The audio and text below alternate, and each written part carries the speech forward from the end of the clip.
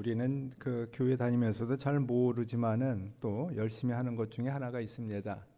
국가 조찬 기도회라는 걸 여러분 들어보셨는지 모르겠는데 국가 조찬 기도회가 있습니다. 대통령이 참석하고 기독교 교계 중에서 한 1200명에서 1500명이 참석하면서 나라와 지도자를 위해서 기도하는 국가 조찬 기도회가 있습니다. 국가 조찬 기도회는 1948년에 우리나라 헌법이 제헌되는 제헌국회에서 이원영 의원이 이제 목사님이었는데 그때 처음으로 우리나라 국회가 기도로 시작했다 하는 것이 많이 알려져 있습니다. 그리고 그 다음에 1965년이 되면서 국회의원들이 중심으로 돼서 국회의원 조찬 기도회가 있었습니다. 그리고 그 다음에인 1966년부터 국가 조찬 기도회라고 해서 이제 대통령을 중심으로 해서 많은 사람들이 참여해서 나라와 민족을 위해서 기도하는 일이 있었습니다. 그 기도회가 지금까지 이어져서 지난 11월 4일 날 열릴 예정이었습니다. 근데 11월 4일 날 열릴 예정이었던 국가 조찬 기도회가 취소됐습니다.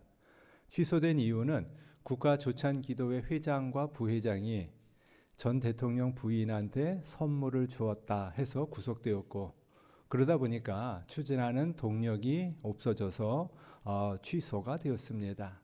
우리가 어떤 일이든지 간에 역사 속에서는 양과 음이 있습니다. 공과 부가 있습니다. 어떤 일을 했는가 하는 면이 있고 반대로 어떤 폐해가 있었는가 하는 것을 우리는 찾아볼 수가 있습니다. 우리들이 어떤 조직과 일을 함에 있어서 그 일이 구조적이 되고 체계화가 되면은 좋은 모습으로 잘 발전하고 있지만은, 그러나 구조적이 되고 체계화가 되다 보면은 그 안에서는 경화가 일어나서 딱딱해지고 교조적이 될 수밖에 없습니다. 그래서 국가 조찬 기도에도 어떤 모습으로 하나님께 기도하는 우리의 모습이 아니라 우리의 욕심이 나타나는 자리가 되고 우리의 욕심이 그 안에서 겸하여 있다 보니까 또 새로운 모습의 이야기로 바꿀 때가 된 것이다 하는 것을 우리는 살펴볼 수가 있습니다. 어떤 모습에서든지 우리가 추구하는 모습은 항상 똑같습니다. 그런데 우리가 어떠한 모습으로 어떻게 살아가야 하느냐 하는 것에는 다른 이견이 있을 수 있다는 것을 보여주고 있습니다. 우리가 힘을 얻는 방법에는 여러 가지가 있는데 여러분들이 힘을 얻는 방법에는 어떤 것이 있습니까? 우리가 힘을 내기 위해서는 잘 먹어야 합니다. 그래서 잘 먹는 것을 우리가 중요시하고 그로 말미암아서 내가 힘을 얻으려고 애를 씁니다. 그런데 잘 먹는 것만으로서 힘이 나는 것이 아니라 우리의 목적과 방향이 분명해야 우리는 더 힘이 납니다. 그래서 그것을 우리는 성령에 충만한 사람이다라는 것으로서 이야기를 합니다. 오늘 성경에서 요셉은 하나님의 영에 감동된 사람이다라고 바로왕이 표현을 하고 있습니다. 그래서 하나님의 영에 감동된 사람은 이 일을 어떻게 하는 것인가 하는 것을 오늘 여러분들과 같이 나누어 보려고 하는 것입니다. 그래서 오늘도 우리들에게 하나님의 영에 감동된 사람의 이야기는 1절에서 이렇게 나옵니다. 만 2년 후에라고서 시작을 합니다. 여기서 만 2년이다라는 것은 여러분들이 아는 것처럼 요셉이 형들에 의해서 팔려서 보디발의 시위대장의 집에 종으로 갔습니다. 근데 이제 종으로 있다가 거기서 또 이제 어려움을 겪으면서 죄수가 되어서 갇혔습니다. 그래서 그곳에서 죄수가 되어서 또 생활하는 가운데 거기 왕의 술 맡은 관원과 떡 맡은 관원 두 사람이 들어와서 같이 지내면서 알게 되었는데 그 가운데 둘 다 꿈을 꾸었습니다. 그런데 술 맡은 관원장은 풀려났고 떡 맡은 관원장은 죽고 말았습니다. 그러면서 술 맡은 관원장이 풀려난 지 2년이 지났다 하는 이야기입니다. 우리가 생각할 때 술 맡은 관원장이 내가 해몽을 잘해줘서 풀려났다고 하면은 그 다음에 무슨 기대가 있겠습니까? 저 사람이 나가서 잘해주면 나도 풀려날 수 있겠다 하는 기대가 있는데 그 기대를 우리들은 한 지가 2년이 지났다라고 하면은 2년 동안 얼마나 많은 마음고생이 있었겠습니까? 이 사람이 나를 잊어버렸나? 아니야, 안 잊어버렸을 거야. 나를 곧 구하러 올 거야 하는 여러 가지 생각이 있었는데 그 2년 동안에도 그 마음은 변하지 않아서 늘 한 마음으로 갔다 하는 것을 보게 됩니다. 그래서 만 2년이 지난 후에 바로가 꿈을 꿨습니다. 여기서 이제 문제가 나기 시작을 합니다. 오히려 그 앞에 술 맡은 관원장이 힘을 써가지고서 요셉이 풀려났다면은 바로의 꿈과 연결이 안 되고 바로가 준비하는 일에 이 요셉은 동참하지 못했을 것입니다. 그렇기 때문에 우리가 정한 때와 정한 시간을 기다린다는 것이 우리들에게는 힘들고 어려울 수밖에 없습니다. 내가 지금 있는 이 시간이 빨리 지나가면 좋겠지만은, 그러나 내가 지금 있는 이 시간이 빨리 지나가서 좋은 것이 아니라 정한 때, 정한 시간이 되었을 때 우리들에게는 새로움으로 다가올 수가 있게 되는 것입니다. 그래서 우리가 생각할 때 지금 요셉이 형들과 더불어서 잘 지내다가 그리고서 지금 종으로 팔려왔고 죄수가 되었다가 이제 바로를 만나는 이야기 앞까지 나와 있습니다. 그러면은 우리가 하나님이 더불어서 동행했다, 성령의 감동으로 우리가 함께 생활을 했다라고 이야기를 한다면은 종으로 있을 때나 죄인으로 있을 때나 총리와 이제 대통령 왕과 만나서 총리의 이야기를 들을 때나 하나님은 항상 우리와 함께하고 계신다는 것입니다. 그런데 때때로 우리는 종으로 있을 때는 하나님이 나를 버리셨다, 하나님이 계시다면 나를 이렇게 놔둘 수가 없다, 그리고서 감옥까지 갔습니다. 아니 이제 여기까지 온다면 나는 더 이상 쓸모가 없는 사람이다, 이건 분명히 하나님이 나를 버리신 것이다 라고 생각할 수가 있는데, 하나님의 모습은 종으로 있을 때나 죄인으로 있을 때나 바로를 만날 때나 항상 같이 하고 있다는 것입니다. 감옥에 가지 않았으면은 바로를 만난 일이 없었습니다. 감옥에 가서 술 맡은 관원장과 해몽을 하면서 얘기를 하였고, 그 덕분에 지금 바로를 만나게 된다 하는 것입니다. 그래서 바로가 꿈을 꿨는데 살찐 암소와 그다음에 살찐 곡식이 이제 옆에서 부는 동풍으로 말미암아서 마르고 피폐가 됐다 하는 이야기입니다. 그런 꿈을 꾸고 나니까 지금 이제 바로는 이것을 어떻게 해석할까 하고서 이제 고민하고 있는데, 그때 술 맡은 관원장이 이 요셉을 생각하고 요셉에게 이야기를 하고 바로에게 이야기를 했습니다. 그래서 이제 바로가 사람을 보내서 요셉을 부르매 그들이 급히 그 옥에서 내놓는데 그냥 나온 것이 아니라 수염을 깎고 옷을 갈아입고 바로에게 갔다 하는 이야기입니다. 우리들이 죄수였던 요셉이 왕을 만나러 갈 때 수의를 입고 그냥 간 것이 아니라 수염을 깎고 옷을 갈아입고서 가는 것입니다. 우리들에게는 어떤 변화의 모습 속에서 우리가 변해야 되고, 우리의 변화되는 모습 속에서 우리들은 또한 새로움을 감당하게 된다 하는 것을, 이 작은 것 하나지만은 옷을 갈아입고 수염을 깎는 모습 속에서 우리의 변화되는 이야기가 또한 나오고 있는 것을 보게 됩니다. 그리고 나서 해몽을 합니다. 7 좋은 암소는 7회고 7 좋은 이삭도 7회다 하는 이야기라고, 그 후에 파리하고 살찐 7 소는 7년이고 동풍에 말라 속이 빈 7 이삭도 7회다 하면서 7회의 풍년과 7회의 흉년의 이야기를 하면서, 그래서 풍년 동안 잘 관리하였다가 흉년 7년을 잘 지내야 합니다 하는 이야기를 지금 요셉이 바로에게 하고 있는 것입니다. 그래서 이제 이러한 일이 앞에 있었고 나서 오늘의 이야기가 바로와 그의 모든 신하가 이 일을 좋게 여겼다 하고서 말씀을 합니다. 이 앞에 그러한 해몽을 듣고 나니까 이해가 됐고, 그리고 나서 그것을 준비하려고 하다 보니까 이 모든 신하들이 한 마음으로서 이를 좋게 여겼다. 그러니까 요셉이 이야기한 이제 풍년 동안 잘 준비해서 7년 흉년을 잘 버텨야 합니다.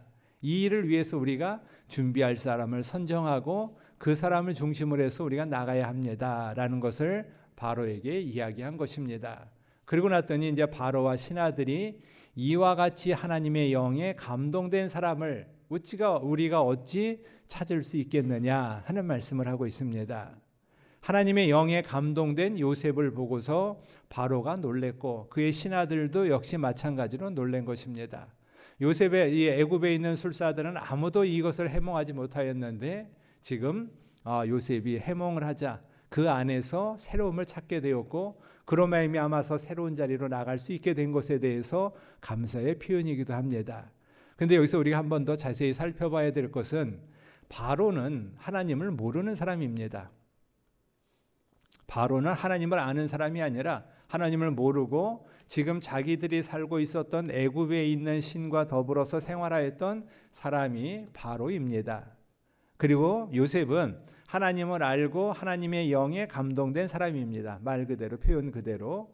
그러면은 바로가 지금 요셉을 보면서 하나님의 영에 감동된 사람이다라고서 이야기를 하고 있는데, 그러면은 바로가 이야기하는 하나님의 영에 감동된 사람하고 요셉이 하나님의 영에 감동된 사람이다 하는 거하고 같은 개념일까라는 것을 우리가 한번 생각해 보게 됩니다.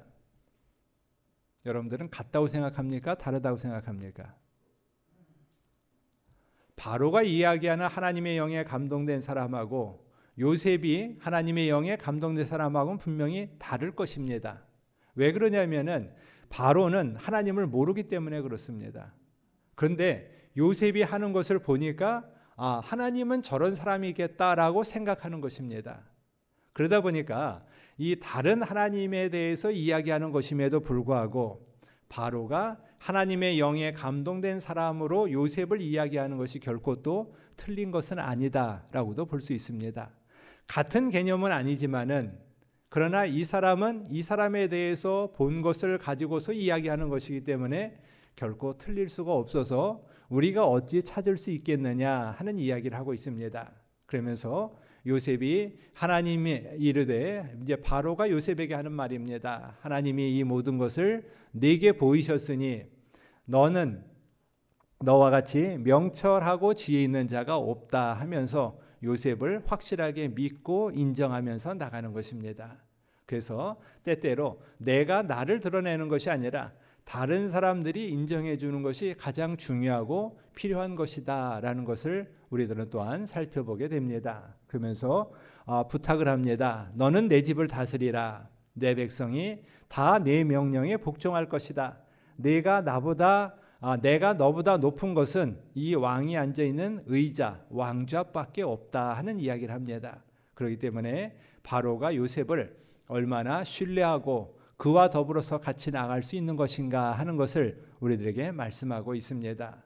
그래서 너는 이제 내 집을 다스리라 하면서 그에게 하는 하였던 이야기가 이 바울이 빌립보서에서 고백하였던 것과 비슷하게 우리는 살펴볼 수가 있습니다. 바울이 빌립보서 4장에서 나는 비천에 처할 줄도 알고 풍부에 처할 줄도 알고 배부름과 배고픔과 그 다음에 풍부와 공핍에도 일체 대결할 수 있는 비결을 배웠다 하는 말을 합니다. 그리고서 13절에서 하나님이 능력 주시는 자 안에서 내가 모든 것을 할 수 있다 하는 이야기를 우리들에게 알려주고 있습니다. 내 힘으로 하는 것이 아니라 하나님이 나에게 힘 주심으로 내가 할 수 있는데 그 전제 조건이 무엇이냐면은 나는 일체의 비결을 배웠다는 것입니다. 배불러서 좋고 배고파서 좋고 내가 어떠한 풍부에 있어서도 좋고 곤핍에 처해서도 좋고 나는 거기에 대한 어떠한 호불호가 있는 것이 아니라 이러한 상황과 이러한 때가 다 나와 더불어 같이 있었기 때문에 나는 그 안에서 일체의 비결을 배워서 하나님이 나와 함께 계심을 나는 알면서 나갑니다 하는 이야기를 하는 것이 바로 바울의 이야기이고, 오늘 요셉이 종으로 있을 때나 죄인으로 있을 때나 총리가 되어서나 자기의 상황이 어떻게 변했을지라도 하나님이 나와 함께 계시기에 내가 그와 더불어서 같이 나갈 수 있음을 알고 배웁니다 하는 이야기를 우리는 살펴보게 되는 것입니다. 그러고 나서 바로가 요셉에게 또 말을 합니다. 이제 애굽 온 땅의 총리가 되어달라 하고서 이야기를 하고 있습니다. 총리가 되어달라 하는 이야기 속에서 전폭적인 신뢰가 있고 그 신뢰의 이야기로 말미암아서 자기의 인장 반지를 빼서 손에 끼우고 세마포 옷을 입히고 금 사슬로 목에 걸었다 하는 이야기를 하고 있습니다. 그래서 인장 반지라는 것은 이제 도장을 찍는 것이고, 우리가 어떤 이야기할 때 계약을 할 때 마지막으로 하는 것이 도장 찍는 거 아닙니까? 도장을 찍을 때 그 도장 찍은 것으로 말미암아 효력이 발생하게 되는데, 그 자기가 쓰는 반지에 있는 인장을 요셉에게 주었다는 것은 그만큼 모든 것을 다 맡기고 신뢰한다는 것입니다. 아까도 옥에서 나올 때 수염을 깎고 옷을 갈아입었습니다. 근데 지금 이제 총리가 되면서도 인장 반지를 받고 세마포 옷을 입고 금 사슬로 목에 걸었다 하는 이야기는 그만큼 그의 신분이 또한 옥에서 나올 때보다 지금 총리가 되면서 한 단계 또 올라갔다라는 것으로서 살펴보게 됩니다. 우리들이 이처럼 내가 어떤 자리에 있을 때, 이처럼 내가 대우를 받고 이러한 일이 있을 때만 하나님이 가차해 주신 것이 아니라 처음에도 말씀드렸던 것처럼 종으로 있을 때도, 그리고 그 옥에서 있을 때도 항상 하나님은 우리와 함께 하셨다 하는 말씀을 우리들에게 이야기합니다. 그러면서 43절에 보면은 이제 버금수레의 그를 태우매 하고서 이야기하는데, 버금수레라는 것은 우리가 버금이라는 말이 으뜸 다음이다 하는 이야기입니다. 으뜸이 1번이고 버금은 2번입니다. 그러니까 으뜸수레는 바로 왕이 타는 것이고 버금수레는 총리가 탑니다. 그리고 났더니 이제 버금수레의 그를 태우매 무리가 그 앞서서 소리를 지르기를 엎드리라 하더라 하는 이야기를 합니다. 엎드리라 하는 이야기는 여러분들도 사극 보면은 왕이 지나갈 때 다 엎드려 있지 않습니까? 그러니까 우리나라 사극의 이야기가 뭐 불과 1000년 전의 이야기, 600년 전의 이야기인데 그보다 더한 2000년 전, 3000년 전의 이야기라면은 이때보다도 우리가 있는 사극보다도 훨씬 더 앞이니까 얼마나 더 이런 것이 철저했는가라는 것을 우리는 살펴볼 수가 있게 될 것입니다. 그래서 엎드리라 하더라. 그가 애굽 전국을 총리로 다스리게 하였다 하는 말씀을 여기서 합니다. 근데 이제 엎드리라 하는 이야기는 그 앞에 37장에 보면은 맨 처음에 이제 요셉이 형들의 미움을 받아서 보디발의 집으로 팔려오게 된 이유가, 미디안 상인들을 통해서 팔려오게 된 이유가 꿈을 형들에게 이야기했을 때입니다. 곡식단을 묶더니 내 단은 일어서고 당신들의 단은 내 단을 둘러서서 절하더이다. 또 요셉이 다시 꿈을 꾸고 꿈을 꾼즉 해와 달과 별이 내게 절하더이다 하는 이야기를 합니다. 같은 형제이고 그리고 제일 밑에 있는 막내인데 이 막내가 나한테 절하더이다 하면 형들이 어떻겠습니까? 좋을 리는 없어서 그 형들이 이 요셉을 팔아넘긴 이야기가 나오게 되는 것입니다. 여기서 절하더이다 하는 이야기가 바로 앞에서 이야기한 엎드렸다 하는 이야기와 같은 것으로 볼 수가 있게 됩니다. 그만큼 요셉이 이러한 일들을 이렇게 감당할 수 있었던 것은 하나님이 그와 더불어 함께하였다 하는 이야기입니다. 그래서 바로가 요셉에게 이르되 나는 바로다. 나는 바로다라는 건 자신 있게 이야기하는 거죠. 나를 소개하는 겁니다. 나는 누구다 하는 이야기는 나에게는 이만한 힘이 있다 하는 것을 일단 보여주는 것입니다. 나는 바로다. 나는 왕이다. 애굽 온 땅에서 내 허락 없이는 수족을 놀릴 자가 없다 하는 이야기로 한 번 더 이야기를 합니다. 애굽 온 땅에서는 요셉의 말이 없으면은 수족을 놀릴 자가 없다라는 것은 손발을 움직일 수가 없을 만큼 강력한 힘이 있다 하는 것을 여기서 가르쳐 줍니다. 그러면서 하나 더 나가서 요셉 이름을 사분의 바네아다 하고 이야기를 하고 온 제사장 보디베라의 딸 아스낫과 결혼했다 하는 이야기를 여기서 합니다.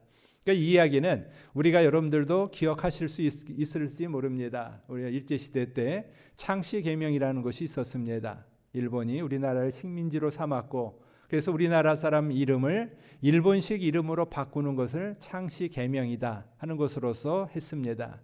창씨개명으로 해서 일본 사람들은 보통 이름이 네 자, 성이 두 자, 이름이 두 자에서 네 자인데 우리는 성이 한 자, 이름이 두 자에서 세 자를 씁니다. 근데 그때 당시에는 이제 이름을 다 네 자로 일본식 성으로 개명하는 이야기가 나와서 창씨개명을 하고 하였는데 그 창씨개명을 하는 이유가 황국신민화라는 뜻으로서 우리도 일본과 같은 황제를 섬기는 신이 되었다, 백성이 되었다라는 그런 의미로서 창씨개명을 한 것입니다. 여기서도 요셉의 이름을 사분의 바나로 바뀌었다는 것은 지금 이스라엘의 백성이었던 요셉이 애굽 사람이 이제 되기 위한 첫째 조건이고 그 두 번째가 아내로 삼았는데 아내가 그 제사장의 딸이었습니다. 그건 역시 하나님과는 정반대 사람인 제사장의 딸과 지금 요셉이 결혼한다는 것은 이쪽 애굽의 문화에 철저하게 동화시키기 위해서 제사장의 딸과 결혼하고 이름을 바꾸는 이야기가 나오고 있습니다. 그런데 요셉이 나가서 애굽 온 땅을 순찰했다 하는 말씀으로 말미암아서 이러한 동화 정책을 애굽에서 폈음에도 불구하고 그는 자기의 마음과 믿음을 지켰다 하는 것을 우리는 그 다음의 이야기를 통해서 살펴봅니다.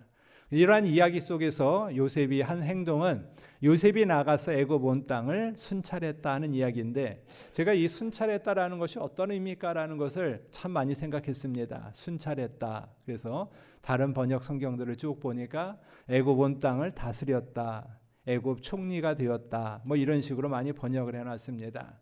그런데 결국의 이야기는 애굽 온 땅을 순찰했다는 것은 자기 자리에서 최선을 다해서 그 일을 감당했다 하는 것으로서 우리가 살펴볼 수가 있습니다.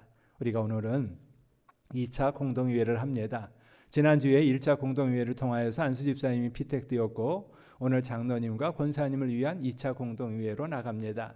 우리가 피택되는 것이 중요한 것이 아니라 그 다음에 오늘 여기 있는 말씀처럼 애굽 온 땅을 순찰했다는 이야기가 애굽 온 땅에 관심을 가지고 모든 것을 바라보기 시작했다 하는 요셉의 이야기가 오늘 우리의 이야기가 되기를 바라는 것입니다. 그래서 오늘에 있는 일로 말미암아서 하나님의 은혜가 우리 가운데 있고, 그 은혜의 이야기가 오늘도 우리의 삶 속에서 가득히 펼쳐나갈 수 있는 우리 모두가 되기를 축원합니다. 하나님 감사합니다. 주님의 은혜가 오늘도 우리 안에 있어서 우리가 기뻐하며 즐거워합니다. 주님만을 바라보며 나갑니다. 하나님이 도와해 주신 은혜의 자리 앞으로 나가며 누릴 수 있는 우리가 되도록 인도하여 주시옵소서. 오늘도 함께하여 주신 하나님께 감사드리며 예수님의 이름으로 기도드립니다.